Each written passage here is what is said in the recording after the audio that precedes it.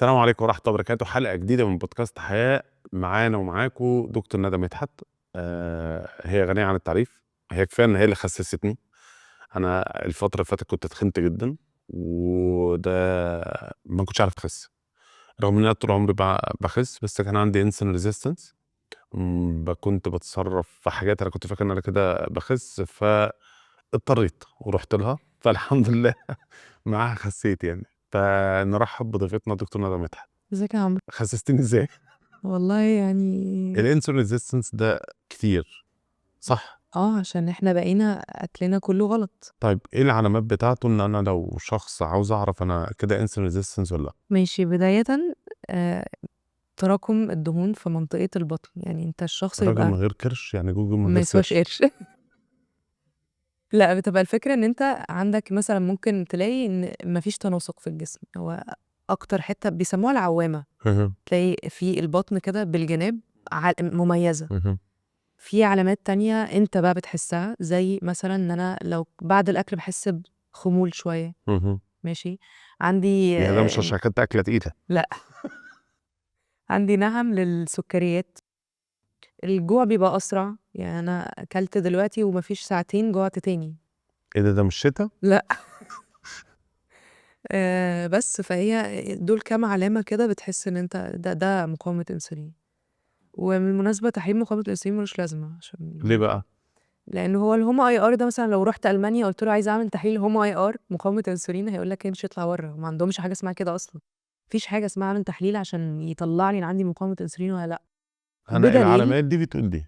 بالظبط، هو كمان السكر التراكمي لما بحلله بيبقى نورمال هاي، مش شرط اكون عديت الطبيعي، لكن بتلاقيه دايما 5 فوق 5.5 مثلا. مع بقيه العلامات يبقى انا عندي مقاومه انسولين. وبعدين هي ايه مقاومه الانسولين اساسا؟ ايه ان بقى؟ انا عندي فائض من الطاقه. انا كنت باكل اكل زياده عن طاقتي، هو الاكل جسمك بيفسره على انه ايه؟ طاقه. طاقه. تمام. فانا دلوقتي محتاج 1500 سعره مثلا طاقه، بس مثلا انا بقول اه مثلا. فانت عمال كل يوم تديني 2000 3 بس 4 مثلا. اه تمام. هو مش فانا المفروض جسمي خد 6 في اليوم؟ احتياجه. لا. لا. انا بتاكد. جسمي خد احتياجه ده وركن الباقي. فانت عشان لما يحتاجه، فانت من مش باب مديله الاحتياط، عشان لو دخلنا في مجاعه يبقى عندك بالظبط، حاجه. انت بقى مش مديله فرصه يحتاجه، لانك كل يوم بتعلي او بتمشي بنفس فقعد الطريقه. يخزن وكأنه كركب بقى الأوضة بالظبط. وملاها كراكيب. وسبايكس الانسولين اللي بتحصل بسبب ان انا باخد اكل فيه سكر كتير، وسكر مش بس معناه سكر ابيض، سكر يعني سكر من الفاكهه او سكر من النشويات. ايه ده، انت ما جبتيش سيرة الحلويات اساسا؟ فمثلا يعني دي بقى موضوع تاني يعني كارثي. طبق البسبوسة والكلام ده دي في بقت ده. حاجة على فكرة اقتصادية جدا دلوقتي، يعني ده طبق البسبوسة ده بقينا مفيش حد بياكله أصلا، عشان السكر عشان غلي. بقى في حاجات تانية أنيل، ايه يعني من غير تخبيط في حد بقى، بس واللعبة بقى في كمان زي بسبوسة عليها كنافة عليها قشطة زي عليها. بتاع دبي ومش عارف ايه الهبة اللي. بقى والحاجات دي، انا والقشطوطة والكلام ده. ما دي سعرات حرارية عالية. سعرات حرارية دي أصلا بسعرات، في واحدة فيهم أنا كنت عاملة عنها فيديو قبل كده، هي بسعرات يومك كله وعدت كمان. يعني هي بسعرات يومي أنا كله وعدته كمان. ده فدي لو حاجة كلتها أنت كلها. المفروض بتحلي بيها أساسا. بتحلق، صح. بالظبط.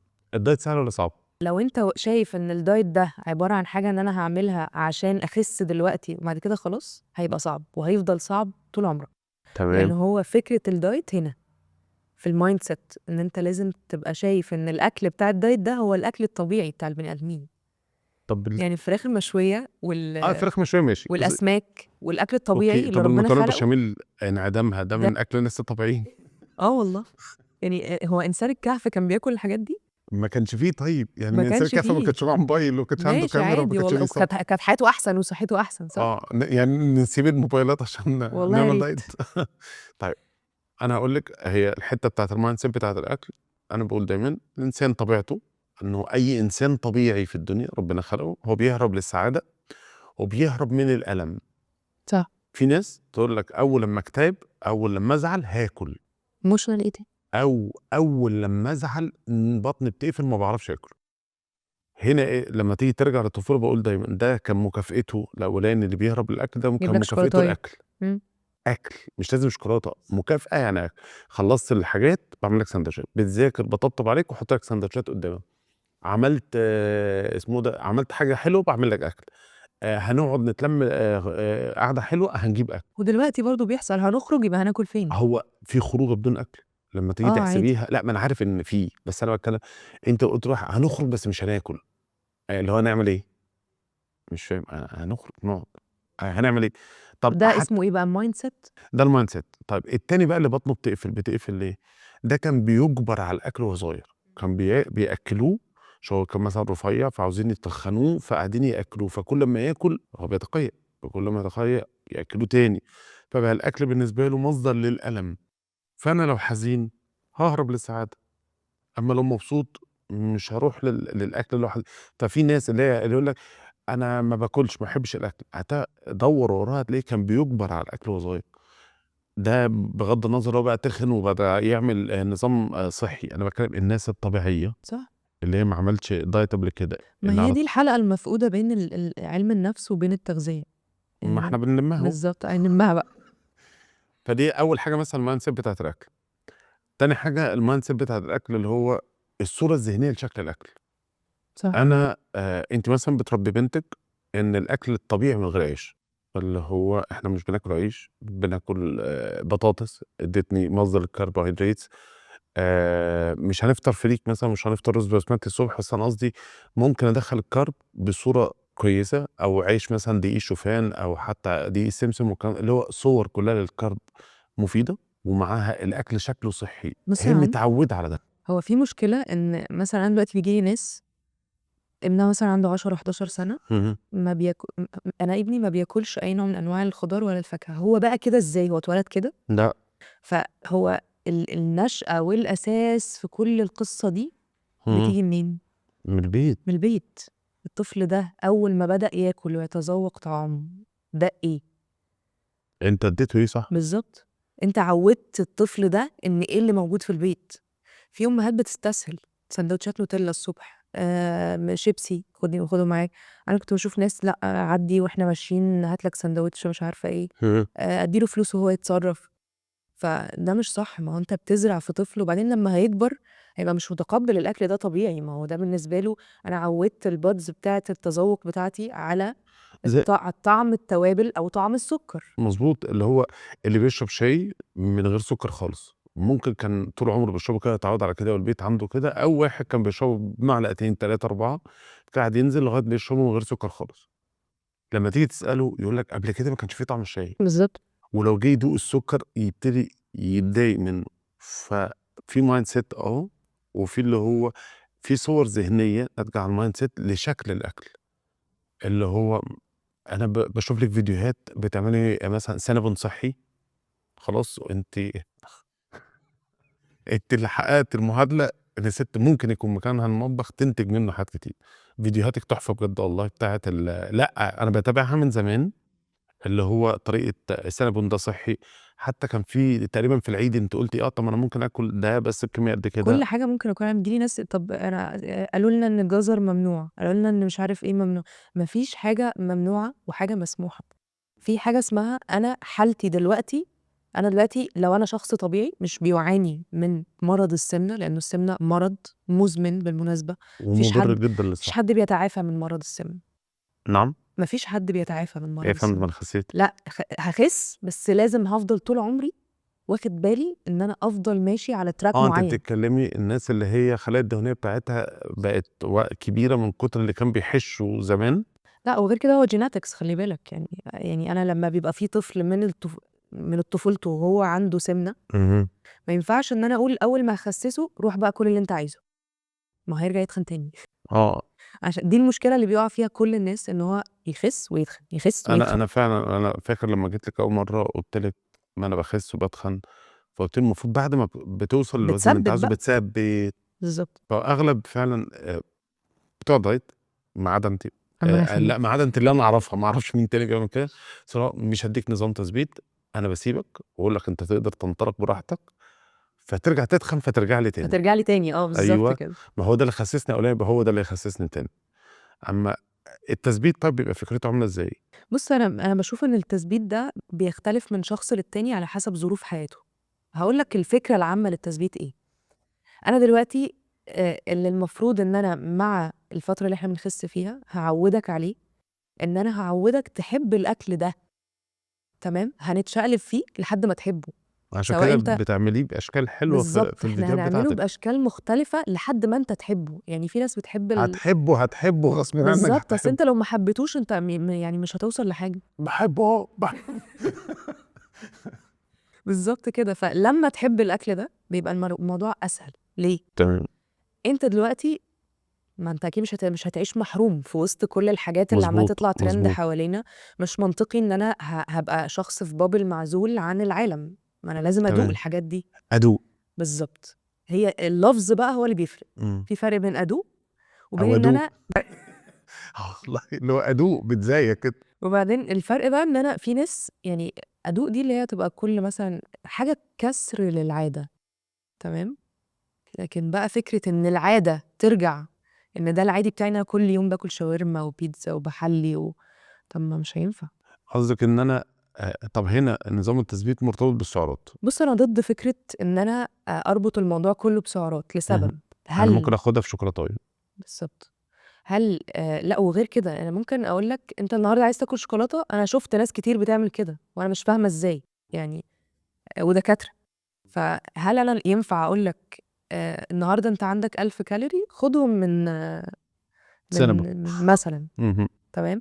طب ماشي، ما هو انا السنب اللي هاكله ده فيه كم سكر كتير، فهو مش طبيعي ان انت تقولي اعمل كده، ان انا مش هقدر اعمل كده عشان السكر ده على السكر بتاعي، فانا هجوع كمان شويه.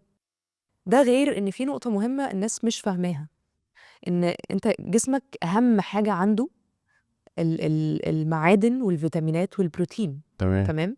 فانت لو دخلت لي بيتزايه مثلا، فيها معادن وبروتين طبعا جسمي ما خدش احتياجه الكافي من الحاجات دي. فلو انا فهيخزن. مش فكره يخزن، ما فكره ان هو ماشي انا هضمت ده، بس انا ما جاليش النهارده النسبه اللي انا محتاجها من الاحتياج بتاعي اليومي من المعادن والبروتين، مهم. فهم باعت لك اشارات جوع تاني، فانت تجوع تاني فتقوم مدخله نفس الحاجه، تدخله سكريات مثلا نخلصها بقى له بقى، ما بيتزا لازم مثلا. نخلص. فانت هتجوع تاني كمان شويه لانك برضو جسمك ما خدش احتياجه من الحاجات دي. وهنا بيبتدي يحصل خلل في هرمونات الجوع والشبع. اللي هو كان زي ما بيقولوا لك في العلاقات، هي مراته بتقول له نفسي في ورديه، هو بيجيب لها شوكولاته، انا اه عاوزه ورديه، هو مصرف شوكولاته، فهي بالظبط عشان اخد شوكولاته هي ما زالت عاوزه ورده، فتقوم جايب لها شوكولاته، اخد شوكولاته محتاجه الورده. بالظبط. فلو انا جسمي محتاج حاجات معينه اديها له، زي ما وانت بيقولوا هتفضل شايف ان انت بتدي فوق طاقتك او ما هي في بتعمل اللي العلاقات عليك، كده، لو وهي شايفه ان هي مش انا هعمل راضيه. اكتر من اللي مطلوب بالظبط، مني، انا عاوزه دي، لا مس بس انا هديك ده. اندرستاندينج. ايوه، بس دي حته. اليوم الفري صح ولا غلط؟ ما هي مش يوم مبدئيا ايه عشان ما ده ازعلش منك. اسمه اليوم الفري اسمها الوجبه الفري. اليوم. ماشي، بص الوجبه الفري احسن نتكلم على احسن توقيت ليها مهم. من اسبوعين ل3 اسابيع. تمام. ماشي. بتبقى ازاي بقى؟ بتبقى ازاي؟ عندك حل من الاتنين. يا اما ان انت هتفطر، يعني مثلا انا هشوف انا عايز اكل ايه النهارده، تمام. تمام. يفضل ان هي ما تبقاش اول ما تصحى وما تبقاش متاخر، يعني فرنج من 4 ل5، يعني وجبه غدا، تمام. تمام. ماشي، انا هاخد الوجبه دي، اكيد هي الوجبه مش هتخلو من النشويات، فانا عارف ان انا هاخد كميه لا نشويات السكريات، النهارده كبيره، صح. سكريات بقى. ما هي النشا والسكر من ماشي. الاتنين، ماشي. حسب على فكره، في ناس ما بتفكرش خالص في موضوع الحلويات ده، انا عايز اضرب بتزاي. بتاع او مثلا 60 قطعه فرايد تشيكن، اه تمام. فهو بيختلف من شخص للتاني، ولكن في الاخر كل الحاجات دي بتؤدي لنفس النتيجه، تمام. تمام. فانا هشوف انا عايز اخد ايه، والحاجه دي طالما انا هاخد حاجه فيها سعرات عالي اكتر بكتير من احتياجي، فاقتصد بقيه اليوم. يعني مش لازم افطر الفطار العادي بقى بتاعي، مش هفطر، اشيل الكارب بقى من الفطار واتعشى حاجه خفيفه. وما ترك بعضه لا يترك كله. يعني لو انا وقعت النهارده الدايت بتاعي، مم. فين المشاريب اللي احنا بنقول الناس تشربها يعني؟ الشاي الاخضر. مثلا لا ده ماشي، ده كافيين وبيحسن الهضم وكل الكلام ده، بس هو الشاي مش الاخضر هو بيحرق الحاجات اللي مش احنا مثبت خالص ان هو بيحرق اي طيب. حاجه، هو بيحرقش حاجه، بيحرق الدم تمام. لكن مثلا انت اكلت وجبه تقيله، اشرب البقدونس والكرفس بعدها، مهم. ايه المشكله؟ جميل. تمام. القرفه عشان ترجع لك سكر الدم تاني، نظبطه. دي جديده دي بالنسبه لي. القرفه دي مهمه جدا، من لا اهم جديده ان الاعشاب. هو بينزل السكر تاني لما هي يكون عالي. القرفه في ناس دلوقتي بتشبه القرفه بالجلوكوفاج، يعني هي ياه. فكره الجلوكوفاج مستوحاه من ايه، من القرفه. مهم. ان يعني انا السنبون ينفع؟ مش هو قرفة مش هو قرفة. لا مش دي اللي قصدي عليها، أنا قصدي القرفة العادية الباكتس أو العادية. ماشي. ماشي طيب. في ناس كانت بتقول إن اليوم أو الوجبة الفري ما تفطرش ما تتعشاش. دي حاجة اسمها الأوماد اللي هو one meal a day. الناس كتير بتعملها من ناحية إيه بقى؟ إنها مثلا الوجبة الفري اللي أنا هاكلها دي مهما راحت ولا جت هتوصل إيه 2000 سعر مثلا 1500. فده الشخص الناس العادية. تمام. فاللي هو أنا هاخد السعرات دي كلها النهاردة في الوجبة دي. فساعتها اللي هو أنا مش طب أنهي الأفضل ولا صح؟ الأوماد طبعا. بس اللي أنا هي مع مدرسة الأوماد جدا. تمام. قررت أنا زهقت من اللي أنا فيه وقررت أغير المايند سيت. إيه الحاجات أنا هقول بتاعت المايند سيت هتتغير إزاي بالنسبة للأكل؟ اللي هو الأكل هو وسيلة للصحة. هي لا وسيلة للسعادة ولا وسيلة للألم، هو وسيلة للصحة. يعني على رأي مدرسة اسمها إيه؟ نصيحة المتزوجون، لما بيقول لها إحنا بناكل عشان نعيش بالظبط. مش بنعيش عشان ناكل. صح. فده المايند سيت. ايه الحاجات اللي ممكن تساعدني ان انا واحد متعود افطر حاجات مسكره وحاجات كذا؟ البدايل بقى زي سكر ستيفيا، زي سكر الجلوكوز مثلا اللي هو لوحده. طب أنا هقول لك على حاجة، أنا ضد إن أنت تدور على بدائل في الأول. لازم تكسر نفسك. مش الفكرة يعني خاصة في موضوع السكر ده، ما هي الفكرة إن أنت مشكلتك من ضمن مشاكلك مع السكر إن أنت اللسان عندك الحواس بتاعته اتعودت على إن الطعم المسكر. تمام. أنت طول الوقت لا أنت حتى مهما كلت معلش أنا عايز حاجة مسكرة بعد الأكل. تمام. فانت عاوز فأنت تخلي ان لازم البتاع كأنه تكسر. بعمل له ريستور فاكتوري سيتنج. بالظبط. لازم تكسر الموضوع ده ولازم تعرف تتغلب على شهواتك. طب ما انا لو كده كده كسرته ما انا مش هحتاج اصلا الحاجات دي تاني. بس اي انا قصدي طب لا انا باخد 3 4 انا في واحد صاحبي بياخد 7 معالق سكر على الشاي. ده انسولين ريزيستنس على ابوه. أكيد. لأ، ما أنا بقى باوصف اللي هو بالوصف هو insulin resistant. فده دلوقتي هتخلّيه من 7 ل0 ما هو على مستحيل. حسب الحالة وعلى حسب تقبُّل الشخص، خلي بالك مش كل الناس عندها القوة، أصل دي حاجة محتاجة يعني غير موضوع قوة الإرادة، هو محتاج بيئة أنا شايف محيطة، يعني الإرادة أنا شايف إنها هي مش إرادة، بالضبط. هي بتبقى كُلّنا بييجي لنا حالة فقدان الشغف اللي هُم بيقولوها، إمم. اللي هو أنا ما ليش نِفْس أعمل حاجة من الآخر، اللي هو فتور، ما ليش زهقت، اتملّيت بقى من الmood صح. ده، فاللي هو هنسميها فقدان شغف زي ما هُم بيقولوا، فأنا زهقت من الdiet اللي أنا باعمله. طب هل ده ما عنديش إرادة؟ لأ، ده الفتور أصلًا شيء طبيعي إن ييجي لك كإنسان، الإنسان الطبيعي بييجي له فتور. فأنا باقول إن ليها قدرات، زي مثلًا شلة من 3 ال3 كانوا بيعملوا كل حاجة غلط، واحد أسهل حاجة عليه عرف يبطّل يكلم بنات، التاني عرف أول حاجة يبطّلها يبطّل مخدرات، التالت كانت أسهل حاجة عرف يبطّلها يبطّل يضيّع الصلاة، ده أسهل حاجة عليه. فما ينفعش إن أنا أقول إن ال3 لازم يبقوا بالضبط. زي بعض ويبطّلوا نفس الحاجة زي بعض، صح. فقدرات مش إرادة. وبرضه البيئة المحيطة، يعني أنا باشوف ناس كتير أوي هو عنده الإرادة وعنده الرغبة إن هو يوصل لحاجة وماما عندها الرغبة إن آكل المحشي. بالضبط. ماما وإخواتي بيرجعوا من برّه معاهم حلويات، وبابا ده أنا شُفت ناس أهاليهم بتتخانق معاهم عشان ياكلوا البسبوسة اللي أنا جايبها، أنا جِبت بسبوسة هتاكلها. في مشاكل كتيرة أوي يا عمرو دلوقتي طب بقت هل في حتّة المجتمع. معلقة بسبوسة اللي أنا اتعزمت عليها هتبوّظ الدايت يعني؟ لأ، ما هي المشكلة في كده. إن هي الحتّة دي، على الحتّة دي، على الحتّة دي، على الحتّة بالضبط. دي، على الحتّة دي. بالضبط. ما باشوف ناس كتير أوي بتقعد تهاجمنا في حتة يعني أنتم يعني ما بتعملوش أي حاجة لأ بنعمل، بنعمل. وكل الحاجات اللي بتطلع دي أنا باجرّبها عادي يعني. إمم. بس هي الفكرة إن أنا بادوق. م وحتى لو أنا نِفْسي في حاجة وعايزة بس باعوّض، إمم. لكن أغلب الناس بيبقى بالنسبة له هي الحياة ماشية كده وخلاص، هناكل إيه النهارده؟ شاورما يالّا بينا، إمم. بُكرة كشري يالّا بينا، فما أمّا لو فيش طلبت معايا مش مرّة هاكل مركّز هو ما بياكل إيه.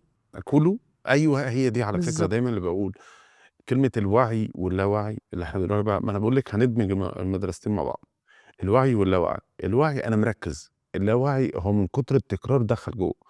يعني هل اللاوعي شيء صحّي والّا شيء مُضر؟ هو شيء طبيعي. أبسطها أنتِ دلوقتي طلعتِ على السلم مثلًا عشان تطلعي الإستوديو صح؟ بصيتِ على رجلِك وهي طالعة على السلم؟ لأ، ليه؟ عشان اتعودت أطلع السلم. أنهي سلم؟ الشكل الدرجات دي بالمقاسات دي. روحي انزلي منطقة تراثيه او شعبيه تلاقي قديمه، السلم درجات الريليتيف السلم ده اعلى مثلا وعاليه، وانت طالعه تبصي اكيد هبص ليه؟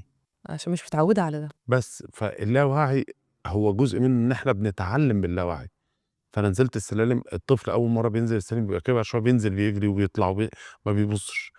فاللاوعي عندي ده شيء طبيعي انه يحصل مع تكرار التركيز في الوعي لغايه ما يوصل للاوعي.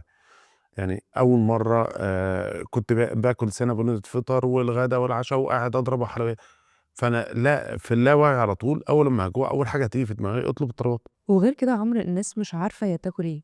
ما ده عشان في اللاوعي. بالظبط. ما ده اللي انا بحاول اعمله، ان انت يعني في ناس كتير بتقعد تقول لي يعني احنا مش عايزين نعرف على فكره هي الكاندي فيه كام معلقه سكر. لا انت محتاج تعرف. وبعد شويه هتتحول من وعي لا وعي، هتبقى ده الطبيعي بتاع. بالظبط.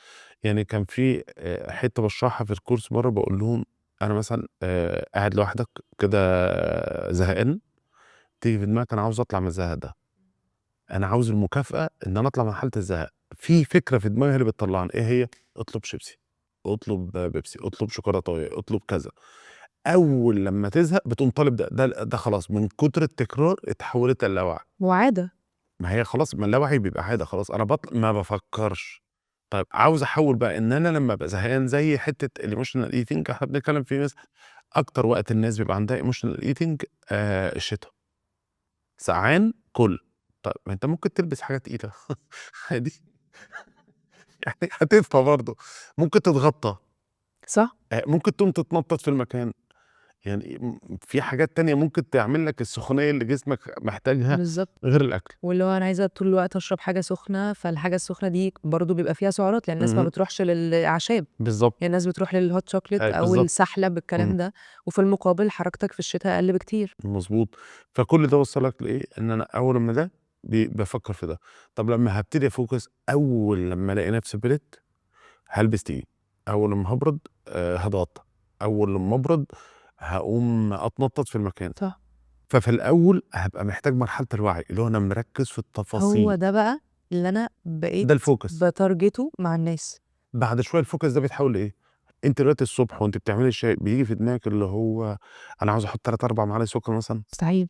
بيجي في دماغك انا زهقانه ما تيجي اطلب مع ان انا على فكره طول عمري شخص بيشرب الحاجات بسكر.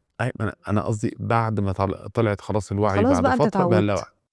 تقدري تدوقي الحاجه بالسكر دلوقتي؟ بجزع. رغم ان قبل كده لو قالوا لك من غير سكر. لا مش هينفع. بس ما هو ده انا الوعي هو الفوكس اللي انت بتقوليه. اي حاجه هي بتدخل الاول في مرحله الوعي. انت عارفه اي عاده في الدنيا الحد الادنى من تكرارها عشان توصل انها تبقى عاده. اي حاجه بجربها وعاوز احولها لعاده، الحد الادنى كام؟ 21 مره. 21 يوم. مره مره مش مش يوم. يوم. لا يعني مره، معلومه هي دي جديده. الناس بتلخبط ما بين يعني انت كل يوم جمعه بتصحي تتمشي. طب ما انا 3 اسابيع بس اللي هو بقول 21 يوم، ايوه ما انت عملتها 3 مرات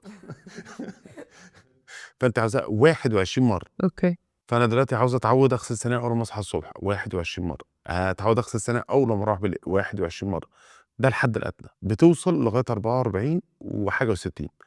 وفي ناس على فكره ممكن 7 ايام وخلاص اتعود بقى، دي سهله عنده، هم مطبقوا على بعض حسب الشخصيه. على حسب اللي هي الحاجه دي مطبقه معاه ولا لا، لا سهل عليه. يعني هو كده كده مثلا اصلا نظيف وبياخد شاور كده كده كل يوم الصبح، فكان بس بيجي بالليل بيكسل، فاللي هو ممكن 7 8 ايام خلاص بقى متعود ان هو بيجي بالليل بياخد شاور. ممكن كان بيحط البرفيوم مثلا على الهدوم من بره كده كده، فلا اللي قالوا لك لا البرفيوم الاوريجينال او النظيف اللي هي اللي فيها حاجات شرقيه الصح على الجلد مثلا على طول. ف3 4 5 ايام اسبوع اتعود خلاص بقى ده الطبيعي بتاعه. فهي على حق هو عنده وجاهز على ده. فانا اي نظام دايت انا لو ركزت انه يبقى فوكس وان ده الحياه من 21 ل66 يوم. هي مشكله الناس كلها ان هي بتخش في دايره ما بتطلعش منها. خش في دايره انا بدات، فانا مش عاجبني الاكل ده فضغطت على نفسي شويه. هو بيضغط على نفسه عشان اللي هو انا هكمل فيه شويه وهنخلص بعد كده. وساعات الجمل ليه؟ الجمل اللي بتقولها لنفسك، ممكن. اصل انا بحب الاكل قوي. طب ما تحب الاكل، بس انت كلمه الاكل عندك الصوره الذهنيه بتاعتها ايه؟ اكل معين. اما انا بتقول انا بحب الاكل الصحي، انا بحب هكررها، انا بحب الاكل اللي يفيدني، انا احب صحتي تبقى كويسه. لما بتغير المنطوق بيتغير الفكره، بعد شويه بتغير طريقه لا التصرف. وانا باكل عشان اعيش، انا باكل عشان انا جسمي محتاج كذا وكذا وكذا، انا هدخله النهارده. لكن فكره ان انا يعني انا بشوف ناس شايفه انه لا انتوا بتعذبونا ان احنا ما فيش مش هناكل ده وده ايوه وده ايوه وده. بالظبط. بصي الدايت تعذيب، الاكل اسمه ده طعم وحش، ملوش طعم. زي الجمله بتاعت ايه، الميه دي ملهاش طعم ليه يا ابني؟ هي يعني ايه الميه لا طعم يعني لا ايه لون لا رائحه. الطبيعي ان هي لا طعم لا لون. فاللي بالظبط، او ما هو بحبش طعم الميه، انا بسمع الجمله دي كتير جدا. هي الميه من غير طعم. فهي قصه، انا كل جمله بقولها بتكون لي صوره ذهنيه ناحيه الاكل. انا ما بحبش اكل الدايت، طعمه ماسخ، مقرف قوي، مش ممتع. عشان برضو ارتبط الصوره الذهنيه عندهم في فكره اكل الدايت ان هو لازم يبقى اكل مسلوق وسوتيه بس وشوربه خضار. ودي كانت مدرسه قديمه موجوده، انا مش هنكر، يعني كان في ناس دكاتره دايت بقى مش تغذيه. آه، هي لسه عايز اسالك على الدايت والتغذيه، بس كملي الجمله. بص هقول لك الفرق. يعني هو الفرق ان دكتور التغذيه ده بيكستمايز الاكل اللي هو هيديهولك على حالتك. يعني ما ينفعش يبقى انت بدله وانا تفصيل. بالظبط. تمام. تمام. انما دكتور الدايت ده اللي انت بدله بتروح له جاهز. بيقوم مطلع لك ورقه، اتفضل امشي على الورقه دي وتعالى بعد انجوي اسبوع. وتعالى. وما بيعرفش حتى، يعني هو ممكن يبقى مش فاكر شكلك. تمام. لكن احنا لما بيجي لي حد في العياده، انا عارفه حياتهم الشخصيه فيها ايه اساسا. لا البيوت اسرار يا فندم. هي اسرار عندنا. اه لكن هي الفكره ان انت لازم تبقى لامم المثلث بتاعه كله، الحاله النفسيه. ما هي لو في مشكله عندها دلوقتي وانت ما طب انا اتكلمتش معاها ببعت فيها. لك الناس لما بيجي لي حد حالته النفسيه متاثره اه بوزنه ببعته لي. انا مفيش حد لا جه قال لي لعلمك والله ببعت لكم، انا بس ما انا جاليش. انا مشكلتي حالاتي اغلبها فيميلز اما انا بشتغل مع البيبي زي ما مش بشتغل. اللي هو انا قافشين ده على انا الرجاله احس احنا ان بقالنا هو فتره. كده روحوا لندى هتخسوا. بالظبط هو ده ما شفتش حد جايين عشان نعالج لا النفسيه، على فكره فيه. المثلث بتاع النفسيه. بس ماشي. فهي لازم اربط الاتنين ببعض، ولازم ابقى ازود فكره الوعي بتاعي. يعني الناس دلوقتي بدات يبقى فيه وعي اكتر بالتغذيه غير مظبوط. الفترات اللي فاتت. بس احنا دلوقتي بدانا نتفزلك، بمعنى بمعنى ان احنا الناس بقت بتتفرج علشان تنتقد مش علشان تتعلم. تنتقد يعني ايه معلش؟ يعني تنتقد ان انا دلوقتي شخص مش عايز اسمع اللي انت بتقوله اساسا. تمام. ومش عايز اسمعه، مش عشان هو غلط، عشان انا مش عايزه اتقبل ان هو غلط. لا ما انا او بتشتم في الكومنتات واعمل لهم بلوك. بالظبط. اللي هو يعني انا انا ليه انا ابقى شخص بيعمل محتوى عن التغذيه وابقى بتشتم اساسا ليه؟ طب استنى، انا بقول قوه الست في دلعها على جوزها. بص، دلعها على جوزها، اه لا في النديه ولا في طريقه رد، دلعها على جوزها. هو انا قلت دلعها مميزات عشان هو صديق؟ ماشي على قول الجمله جوزها. بس كامله. ايوه ايوه دلعها مميزات على جوزها. ردود غريبه، اللي هو انتوا ما بيتمرش فيكم. مين هم؟ ما اعرفش، بس هم ما بيتمرش فيكم. اسقاطات، كلها اسقاطات. انا دكتوره وما ينفعش ان جوزي لو كده كان اتجوز رقاصه. هل ده من الدين اللي انت بتقول الدرع والميسر ده من الدين؟ اه والله في. اللي هو كل تفكيركم كده. طب ما تنصحوا الرجاله، روح انصح. سبحان الله كان الفيديو اللي قبل للرجاله اصلا، اللي هو ازاي يتعلم يبقى حنين خلاص. لا لا كميه انتقادات اكني بغلط فيها. بالظبط. يعني يعني اكني بشتم حد معين. انا بتكلم عادي، الفيديو يفضل يعني. ده لو انت عملتيه والله هتكسب، انت هتكسب، انا مش يعني مش هكسب حاجه والله. انت طول ما انت بالطريقه بتاعتك جوزك هيجي لي في استشاره. بس في ناس بتستفيد فخلاص، يعني ايوه نرجع بالظبط كده. للناس المريضه. اما الانتقاد ما شيء طبيعي. بالظبط هو فهي الناس بتنتقد ليه اصلا؟ اسباب كتير. اشهر سبب الناس بتنتقد انه مقاومه، مقاومه ريزيستنس للمعلومه او للخدمه المقدمه. خلاص.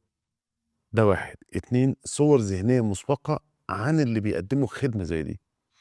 تلاته، انا ده بقى ده هنا الاول والتاني ده ناس طبيعيه. التالت اللي بيبقى عنده خلل، اللي هو الناس دي عشان ناجحه يبقى انا فاشل، يبقى لازم افشلهم عشان ابقى ناجح. صح. فلازم اقول عليهم وحش. وصلت؟ بص فعادي الانتقاد. فاللي هو انا ما عنديش مشكله ان انت تنتقد وتختلف. يعني انا عملت فيديوهات كتير الحمد لله. يعني كان في حد كنت لسه عامل فيديو عن فيلم الهوى سلطان وبشرح حاجه نفسيه فيه. فلقيت واحدة بتقول لي: "هو لازم نعترض عشان نطلع ترند؟" فقُلت لها: "أنا ترند من غير اعتراض أصلًا." فاللي هو ده هزار، هي ما غلطتش، فمش عاملاه ست محترمة، هي معترضة على اللي أنت بتقوله، هي شايفة اللي أنت بتقوله أكيد غلط، بالضبط، هو مقتنعة. النقاش ما فيهوش مشكلة، بالضبط. لكن حد قال كنت عملت فيديو عن الرزق 24 قيراط، إن هو مش 24 قيراط، فناس كتير كانت بتستنكر وتقول لك لأ، ده في فيلم كذا أو الشيخ الشعراوي قال. هُم الاتنين، الشيخ الشعراوي عالم جليل في اللغة العربية ومن أجل الناس في اللغة العربية، وبرنامج خواطر الشعراوي برنامج قوي جدًا وممتع جدًا، وراجل بذل جهد ومجهود عشان يوصّل للناس متعة الاستماع للقرآن ولتفسيره، بس هو في هذه المسألة أخطأ. صح. فاللي هو هنا الناس لمّا كانت بتتكلم، هنا resistance للفكرة، خلاص، اللي هو اللي أنت بتقوله ضد الmindset بتاعي أو ضد معتقداتي أو ضد أفكاري، فأنت بتكسّر فيّا حاجة. في ساعتها كان من الناس اللي عجبني الcomment بتاعهم لإنه كان حلو، فقالوا بس ربنا عادل. قُلت له: "ربنا عادل، هل كتب على نفسه أن يكون عادلًا في الدنيا؟ إن لازم كل واحد مظلوم في الدنيا ياخد حقه في الدنيا؟ لأ. هل كتب على نفسه العدل في الرزق؟ لأ. أما الدنيا دار ابتلاء، الآخرة دار العدل. فأنا ممكن أظلمِك في الدنيا وتاخدي حقِك من يوم القيامة، ممكن تاخديه في الدنيا، بس ممكن تاخديه من هنا."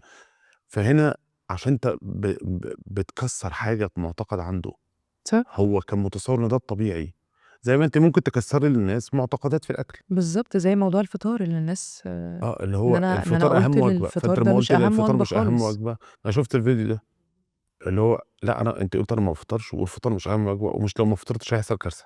بالضبط.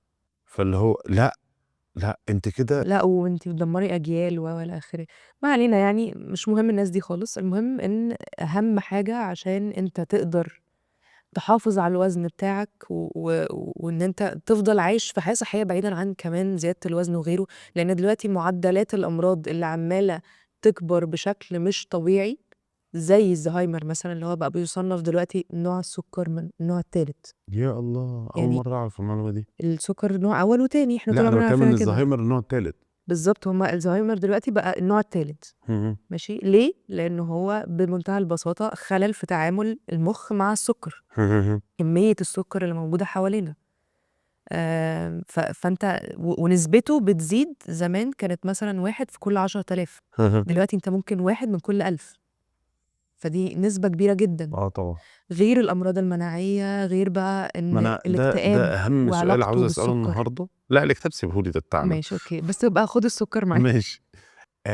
في حتّة مهمة عاوز يعني يكون ده آخر نقطة هنتناقش فيها في الحلقة، وعشان كنت لسه الحلقة اللي قبلِك على طول كنا بنتكلم عن أمراض المناعية الجلدية، وإن الأمراض المناعية زادت جدًا، وأنا اتكلمت من الشق النفسي، وإن هي جزء من الstress الدائم، وقُلت إن أنا عندي كتاب إدارة الضغوط وباناقش ده. فسألت الدكتورة ساعتها قُلت لها: "هل الأمراض المناعية ممكن يكون سببها الأكل؟" فقالت لي: "تسأل دكتورة التغذية." قُلت لها: "هي اللي بعتها." فده أكيد السؤال. طبعًا، هو من أهم مشاكل اللي بيعملها السُكّر إيه، غير إن هو بيزوّد الوزن، يزوّد الالتهابات في الجسم. الالتهابات؟ بالضبط. الالتهابات دي مش معناها إن أنا في حتّة عندي ملتهبة، لأ، اللي هي الخلايا بتاعتك ملتهبة. لأ، تمام؟ جديدة، اشرحها لي بالراحة. خلايا الجسم ملتهب، يعني إيه؟ يعني في مشكلة، السُكّر بيعمل التهاب في الخلايا، فبيخلّي جسمك أولًا سهل جدًا إن جسمك يكوّن خلايا سرطانية. أنا سمعت المعلومة دي قبل كده، إن كتر السكر ممكن يخلّي الناس عُرضة عندك للكانسر. عُرضة أكتر بكتير إن أنت تبقى للكانسر، وده بيفسّر برضه زيادة معدلات السرطان اهم. دلوقتي. هو إحنا كنا عمرنا نسمع عن طفل عنده كبد دهني؟ طفل لأ. عمرك سمعتها دي؟ لأ، بقت موجودة عادي. ليه؟ الأكل غير صحّي. الأطفال طول ما هي قاعدة بتاكل سُكّر، اهم. والناس فاكرة إن الكبد الدهني بييجي من الدهون، لأ، هو بييجي من السُكّر. يعني ناكل دهون عادي. الدهون على فكرة اللي مش هي الدهون، بُعبُع أيوه، خالص. على فكرة ما أنا آه، من المعلومات اللي هي غريبة، اللي هي جميلة يعني مصلحة، اللي هي الدهون الصحية ما تاكل منها عادي. بالضبط. يعني كُل منها على قد احتياجك. انت لسه برضه. كنت اقول لك طاجن كوارع. لا مش على قد احتياج جسمك، لانه في الاخر انت جسمك محتاج معدل معين كل يوم. يعني طاجن كوارع ماله مره في الاسبوع اهي، مره في عادي، الاسبوع المشكله عادي صح. اما لو اكلت بدل طاجن الكوارع الفراخ اسمه ده فرايد تشيكن. لا مش عادي طبعا. ايوه لو هتاكلها مره عادي، مره. مره في الاسبوع دي تمام ماشي، إيه اي المشكله؟ قد ايه لو كلت انا حاجه مقليه مره في الاسبوع، ايه ليه المشكله؟ قد ايه، ربع فرخه نص فرخه ده تمام. بالظبط. اما 10 لكن ان 15 انا قطعه تبقى، بص المشكله في الاستمراريه يا عمرو. يعني اي حاجه الدهون غلط مشكلتها مش الموجوده في الكوارع اه دي دهون صحيه، واللي موجوده في الفرايد تشيكن لا دي مش صحيه. اكيد حلو. لا الكميه من دي لا تعادل دي، يعني لو هنا اكلت طاجن هنا تقلل الكميه. الربع النص بالظبط. يعني كل ما انت عملت الحاجه، يعني زيك، عشان كده بنقول كل فين وفين ممكن اخد حاجه مقليه من نفسي عادي، ايه المشكله؟ ممكن اخد حاجه مسكره برضو من نفسي، لكن هي المشكله دايما في الاستمراريه على الغلط تمام. بس. طب يعني الامراض المناعيه ناتجه من الاكل وخصوصا السكريات طبعا وخصوصا الدهون الغير صحيه. كل حاجه في الدنيا دلوقتي بيعملوا عليها ابحاث، بيكتشفوا ان السكر من مسبباتها. السكر الابيض من مسببات اي حاجه بقى، زي ما لسه قايله لك، من مسببات الاكتئاب، توحد، ال ADHD. ال ADHD انت اكيد ادرى ان هو بزيادته. هو المفروض توقف له سكر تماما بالظبط عشان ما يهدى. بالظبط. كنت في حلقه في التلفزيون مع مراد مكرم، فكان جايب قبلها شيف تعمل جزء من الحلقه، فكان دايما احنا دي المعلومه دي عارفينها من زمان بتاع السكر الابيض والدقيق الابيض والملح الابيض، الثلاثه السموم البيضاء. بالظبط. الهيروين قال عادي. انا قصدي الدهون البيضاء دي، فكان تقريبا كانت بتحكي في الحلقه ان كان عندها تعبت من حاجه يعني، ولما وقفت ده بقت زي الفل. في ناس اصلا لما بتوقف السكر حاجات كتير في صحتها كانت النفس عماله تلف اصلا النفس على دكاتره مش لاقيه علاج، مجرد ما بنوقف السكر بتتحسن. نوقف السكر، مش اللي هي السكر في الشاي والسكر في النسكافيه، السكر السكر الابيض لا شوكولاتات وحلويات بالظبط. حتى وبعدين مش لازم توقف مره واحده، عشان الناس بتشوف ان ده حاجه مستحيله. بس لو دخلت قلله بس يعني تدريج. باكل صينيه بسبوسه، بقول للناس بتاكل صينيه بسبوسه خليها نص، بالظبط. شويه بقى ربع، ويبقى شويه عندي بقى برضو حته. وعي بشويه حاجات، ان انا لو عايز اكل سكر اكله بعد وجبه كامله. ايه ده، دي جديده. يعني امتصاص السكر بيبقى اقل لما بتدخله ايه بعد ده وجبه فيها يعني انا بروتين اكل فيها. واحلي ده تمام. بالظبط. اجيب بتاعت لكن ان هبه انت تاكل الحاجه المسكره او تفطر على حاجه مسكره دي كارثه. يعني أنا اكل عادي وادب بعديه حلويات عادي. مش هتدب بقى ليه؟ برضه خلي بالك ده برضه هيقللك الكميه، لانك لا مفيش اوريدي الكلام ده. اكلت وشبعت. ده مش بقى ان انت عايز تدوق، مش قصدك ندوق عليها. بوظناش الحلقه. حاضر ندوق مش ناكل. بالظبط. تمام. يعني زمان بجد كانت الناس بتاكل قطعه بسبوسه بعد الاكل، كنافه بعد الاكل. دلوقتي هو طب رمضان في دلوقتي رمضان بقى بالله زي بيحصل ده، بياكل قطعه وقطعه. زمان كان بجد. زمان ده امتى؟ زمان ده من ايام ايامي. الوالده والوالد ماشي مش عادي. على ايامي لا ماشي. يعني اصل انا في اللي هو في ناس بتفطر وبعد كده تقعد تمزمز طبق حلويات كبير. ليه بقى؟ انت بتبقى في رمضان بالذات عندك تخمه، مش قادر تتنفس من كتر الاكل. هل ده اسمه؟ هل ده في بني ادم طبيعي يشوف ان ده عادي؟ ولما بتاكل حلويات بتنزل تصلي انت مدروخ. انت مش قادر، ان الناس تبقاش قادره تتنفس وبيرجع تاني يكمل. ده اسمه ايه؟ اسمه ايه بقى في رمضان؟ ان هو عنده تارجت، انا في كام ساعه انا هفاطر فيهم، انا هخلص كل حاجه. انت مش جمل هتكتر الطعم. بالظبط. وهو مش قادر ياكل اساسا. فدي كلها حاجات نفسيه محتاجين نشتغل عليها. ان شاء الله نعمل حلقه تانية عن الموضوع ده. ايوه انا هعملها بقى انا نفسيا. انا هاجي معاك برضو. ماشي تنورين. شكرا والله على الحلقه، حلقه تحفه كالعاده. يخليك يا عمرو.